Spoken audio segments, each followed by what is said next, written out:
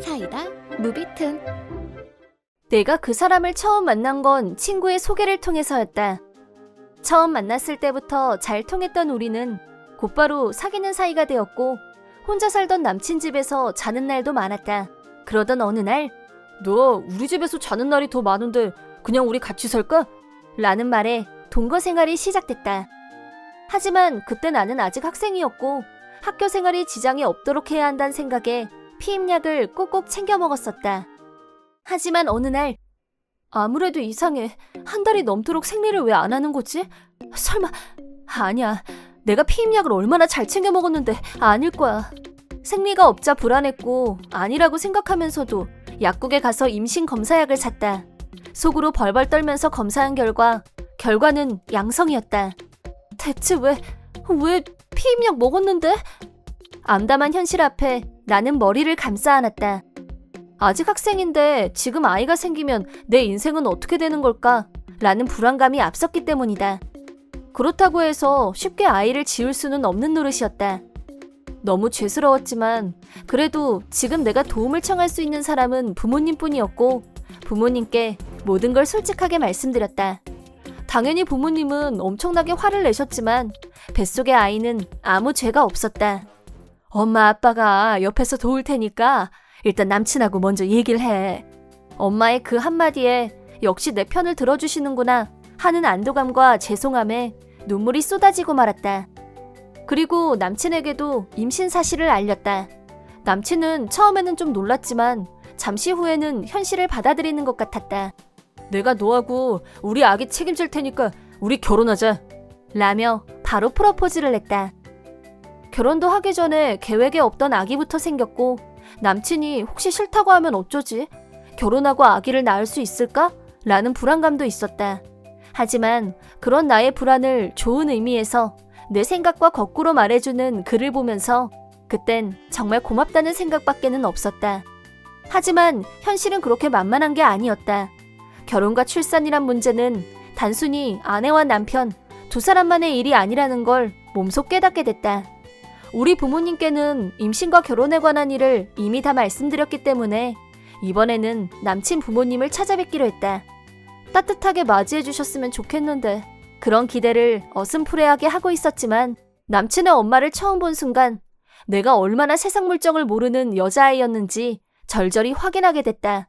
시어머니의 첫마디는 너 임신했다면서?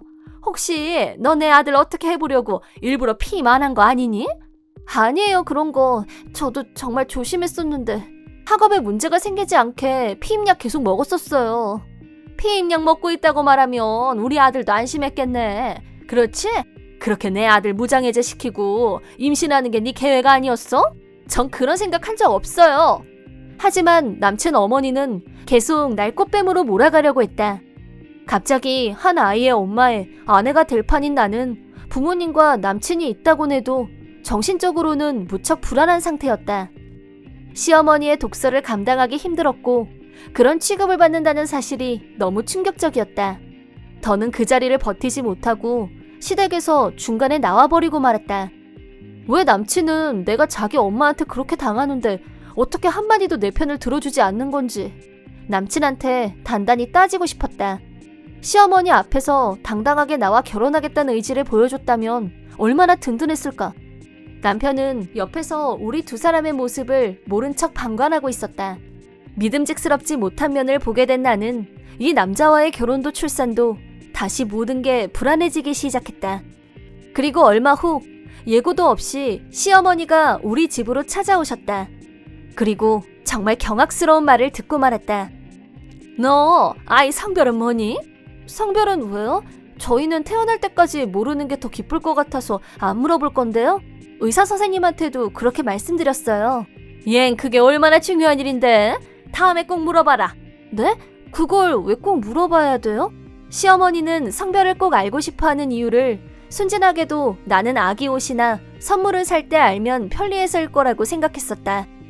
만약 그렇다면 시어머니도 우리 아이에게 관심이 있단 뜻이고 그건 나한테도 좋은 일이라는 생각에 그런 거라면 가정의 평화를 위해서 물어볼 수도 있겠다 싶었다. 하지만 시어머니 입에서 나온 말은 당연히 알아와야지. 우리 집안에서는 대를 이을 아들이 필요하니까. 딸은 필요 없다. 뱃속에서 너무 자라면 중절도 못하게 되니까 일 더 커지기 전에 빨리 알아와. 지금 그게 무슨 말씀이세요? 딸은 필요 없다니요. 세상에 그런 말도 안 되는 말이 어디 있어요? 나는 시어머니의 몰상식하고 비정한 태도에 심한 절망을 느꼈다. 이런 순간에도 남친은 여전히 나몰라라였다. 너 뭐해? 이럴 때 가만히 있으면 어떡해. 네 아이잖아. 그런데 얘가 딸이면 지우라는데 넌 이런 말 듣고도 아무렇지도 않아? 그게 아니고 나는 엄마가 너한테 말하는데 내가 끼어들어봐야 라면서 찌질한 변명만 늘어났다. 동거를 결심할 때만 해도 자상한 남친이었는데 남편이 된 후에는 엄마한테 찍소리도 못하는 무능한 마마보이에 불과하다는 걸 확실히 알게 됐다. 전 이 아이를 반드시 낳을 거고요. 아들이니 딸이니 그런 건 저한테 중요하지 않아요. 라고 딱 잘라 말했다. 그게 네 마음대로 될 것 같니? 계집애는 집안의 수치다. 반드시 수술해야 한다는 거 명심해. 시어머니는 그런 망언을 내뱉고 돌아갔다. 이런 상황에서 아무런 도움이 되지 않는 남친을 보면서 이 남자에 대한 신뢰와 애정 모두가 바닥으로 떨어지는 것을 느꼈다. 하지만 이 사람과의 결혼은 피할 수 없는 현실이란 생각과 미래에 대한 절망이 한데 섞여서 나는 점점 우울해져 가고 있었다. 그러던 어느 날, 그날은 정기검진이 있는 날이라 버스를 타려고 정류장 쪽으로 걸어가고 있었다. 횡단보도 앞에서 신호대기를 하고 있는데 갑자기 뒤에서 누가 내 등을 확 떠미는 느낌이 들면서 내 의지와는 상관없이 도로 한복판으로 몸이 날아가고 말았다. 눈앞에서 차가 달려오는 게 보였지만 공포와 두려움으로 몸이 얼어서 움직여지지 않았다. 다행히 옆에 있던 사람들이 나를 둘러싸고 보호해준 덕분에 다치지 않고 무사할 수 있었다. 그리고 그때 나는 분명히 보고 말았다. 나를 섬뜩한 눈빛으로 노려보고 있는 시어머니의 모습을. 여기에 왜 시어머니가 있는 거지? 설마 아까 날 밀친 사람이 시어머니? 시어머니의 얼굴을 본 순간 시댁에는 내가 믿을 수 있는 사람이 한 명도 없다는 생각을 굳히게 됐다. 하마터면 뱃속의 아이와 함께 죽었을지도 모르는 일이다.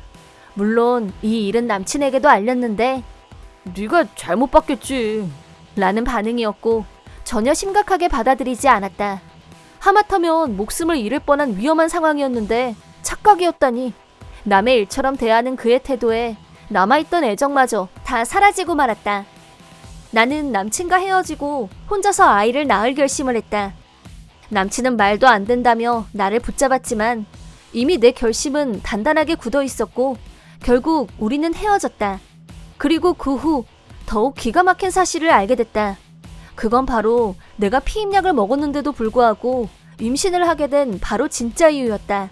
남친의 직업은 약사였고 약에 관해서는 물론 전문가였는데 자신의 전문 지식을 이용해서 내가 먹고 있던 약을 다른 것으로 바꿔치기 한 것이었다. 그때 나는 건강을 위해 몇 종류의 서프리멘트를 먹고 있었고 피임약과 서프리멘트를 같은 케이스 안에 넣어뒀었다. 남친이 내 약을 바꿔치기 한 목적은 비열하기 짝이 없었다. 자기 아이가 갖고 싶었다던가 그런 것이 아니라 자기 지인들 사이에서 여자를 임신시켜야 진정한 남자지 라는 내게 비슷한 농담을 했었다는 그 얘기를 공통의 친구로부터 들었을 때는 정말 정신이 아득해졌었다. 남친이 저지른 만행도 용서가 안 됐지만 남자 보는 눈이 겨우 이 정도밖에 안 되는 나 자신이 한심해서 견딜 수가 없었다. 가임기 여성으로서 언제든 임신을 할 수 있다는 사실은 육체적이나 정신적인 면에서 큰 부담이 따르는 일이다. 나는 전남친의 행위에 대해서 위자료를 청구하기로 마음먹었다. 전남친과 그의 어머니는 위자료 청구에 급 반발했고 부모님 댁으로 쳐들어와서 소란을 피웠지만 곧바로 경찰에 신고해서 끌고 가게 했다. 그 후 모든 일을 변호사에게 일임했고 큰 문제 없이 위자료를 받게 됐다. 그리고 얼마 후 나는 귀여운 딸아이를 낳았다. 위자료도 받았고 부모님과 함께 지내면서 부모님의 도움과 보살핌 속에서 딸아이와 함께 행복하게 살고 있다. 한 가지 더 행복한 일이라면 정말 좋은 사람을 만나게 됐다는 것이다. 나와 딸아이까지 모두 아껴주는 진정한 사랑을 만나 결실을 맺고 결혼식까지 올렸다.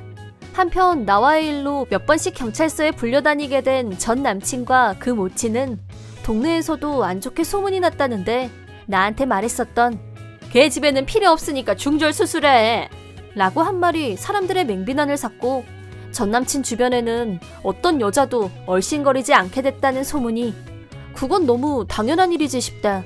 아이는 그저 축복일 뿐 내가 원한다고 해서 선택할 수 있는 일도 아니다.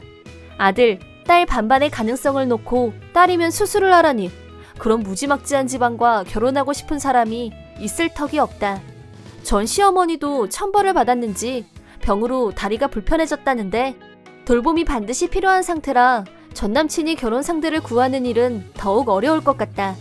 남친은 결국 자기 어머니 때문에 앞으로도 결혼은 아주 힘들지 않을까 라고 생각한다. 뿌린 대로 거둔다는 말이 정말 맞는 것 같다. 이번 영상은 어떠셨나요? 재밌게 보셨다면 구독, 좋아요에 댓글까지 달아주시면 감사하겠습니다. 그럼 다음 영상에서 만나요.